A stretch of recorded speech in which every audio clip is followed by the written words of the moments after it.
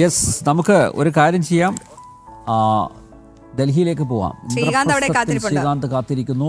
പാർലമെന്റിൽ budget session ഇന്നും കോൺഗ്രസ് അലങ്കോലമാക്കാൻ സാധ്യത. വിവിധ വിഷയങ്ങൾ ഉന്നയിച്ച് സഭ പ്രക്ഷുബ്ധമാകാനാണ് നീക്കം. ഇന്ത്യയുമായുള്ള വ്യാപാര കരാറിലെ അമേരിക്കൻ പ്രഖ്യാപനവും മുൻ കരസേനാ മേധാവിയുടെ കുറിപ്പും ഇന്നും പാർലമെന്റിൽ ഉന്നയിക്കും. ചട്ടം ലംഘിച്ച വിഷയങ്ങൾ ഉന്നയിക്കാനാവില്ലെന്നാണ് സ്പീക്കറുടെ നിലപാട്. ഇന്ത്യ അമേരിക്ക വ്യാപാര കരാറിലെ പുരോഗതിയെക്കുറിച്ച് കേന്ദ്ര സർക്കാർ ഇന്ന് കൂടുതൽ വിവരങ്ങൾ നൽകിയേക്കും.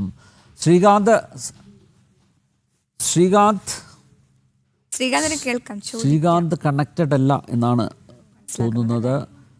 PCR-ൽ നിന്ന് ഒന്ന് ബ്രീഫ് ചെയ്യണമെന്ന് പറഞ്ഞുള്ള നിർദ്ദേശം വന്നിരിക്കുകയാണ്. യെസ്, എന്തായാലും ബജറ്റ് സെഷൻ ഇന്നും അലങ്കോലപ്പെടുത്തും. കാരണം സ്വാഭാവികമാണല്ലോ. ശ്രീകാന്ത് കാത്തിരിക്കുന്നില്ല. പെട്ടെന്ന് പറയാം.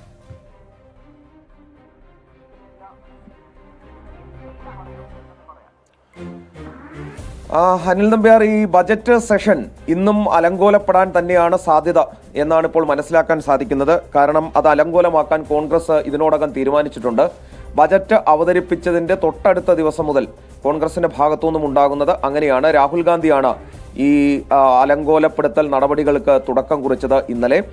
അതായത് ഇന്ത്യയുമായുള്ള വ്യാപാര കരാറിലെ അമേരിക്കൻ പ്രഖ്യാപനവും മുൻ കരസേനാ മേധാവിയുടെ കുറിപ്പും ഇന്നും പാർലമെന്റിൽ ഉന്നയിക്കും എന്നാണ് ഇപ്പോൾ മനസ്സിലാക്കാൻ സാധിക്കുന്നത്. ചട്ടം ലംഘിച്ച് വിഷയങ്ങൾ ഉന്നയിക്കാനാകില്ല എന്നതാണ് സ്പീക്കറുടെ നിലപാട് വന്നിട്ടുള്ളത്. അതായത് ഈ ഇന്ത്യൻ എക്കോണമി ഒരു ഡെഡ് എക്കോണമിയാണ് എന്ന് പറഞ്ഞയാളാണ് ഈ രാഹുൽ ഗാന്ധി. അതിനിടയിലാണ് യൂറോപ്യൻ യൂണിയനുമായി ഫ്രീ ട്രേഡ് എഗ്രിമെന്റ് ഇന്ത്യ ഒപ്പുവെക്കുന്നതും മദർ ഓഫ് ഓൾ ഡീൽസ് എന്ന് പറയുന്ന ആ കരാർ ഇന്ത്യക്ക് നേടിത്തരാൻ പോകുന്നത് വികസന കുതിപ്പാണ് എന്നുള്ളത് പുറത്തു വരുന്നതും. അത് കോൺഗ്രസിന് ചില്ലറ അലോസരമല്ല ഉണ്ടാക്കുന്നത്. അതിന് തൊട്ടു പിന്നാലെ ഇതാ തീരുവ കുറച്ചുകൊണ്ട് 18% ഇപ്പോൾ US ഇന്ത്യയുടെ വഴിയിലേക്ക് വന്നിരിക്കുന്നു. അതിലിപ്പോൾ സ്വാഭാവികമായി ഈ ഡെഡ് എക്കോണമി പ്രതീക്ഷിച്ചിരുന്ന പ്രതിപക്ഷത്തിന് രാഹുൽ ഗാന്ധിക്ക് അത് കനത്ത തിരിച്ചടിയാണ് എന്ന് പറയാം.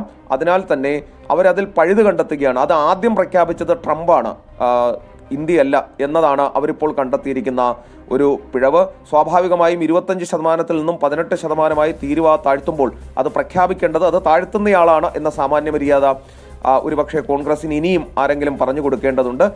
പക്ഷേ എന്തായാലും ഇന്ത്യ അമേരിക്ക വ്യാപാര കരാർ സംബന്ധിച്ച് കൂടുതൽ വിവരങ്ങൾ പാർലമെന്റിൽ ഇന്ന് അറിയിക്കാനും ഭരണപക്ഷം തീരുമാനിച്ചിട്ടുണ്ട് എന്നാണ് മനസ്സിലാക്കാൻ സാധിക്കുന്നത്. പക്ഷേ ഇന്നുണ്ടാകാൻ സാധ്യതയില്ല. തുടർന്നുള്ള ദിവസങ്ങൾ അതും ചർച്ചയായി വരും. പാർലമെന്റ് എന്തായാലും നേരാമണ്ണം നടക്കും എന്ന് കരുതാൻ ഉള്ള ഒരു സാഹചര്യവും ഇപ്പോഴില്ല.